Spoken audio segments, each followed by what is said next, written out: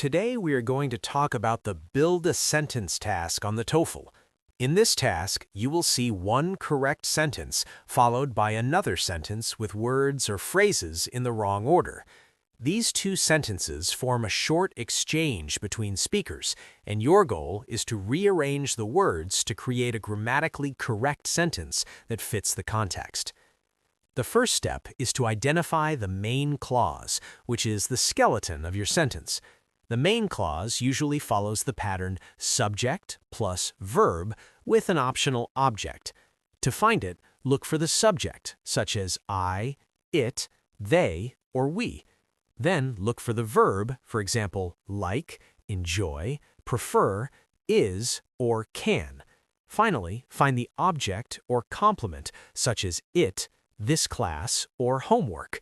For example, if the words are I enjoy studying at night because quiet it, the main clause is I enjoy studying at night. After you have identified the main clause, the next step is to add a reason or cause. You can use connectors like because, since, or as. The pattern is main clause plus a connector followed by a subject and verb. For instance, you can say, I enjoy studying at night because it is quiet, or she likes online classes since they are flexible. It is important to start with the main clause first so that you avoid sentence fragments like because it is quiet. Next, you can add an example to support your main idea. Use the phrase, for example, followed by a subject, verb, and object. Examples include, for example, I can finish my homework faster. Or, for example, students can review lessons anytime. The example can be added after the main clause or after the reason clause. You can also add a result or effect using connectors such as a result, or therefore. The pattern is connector followed by a subject and verb.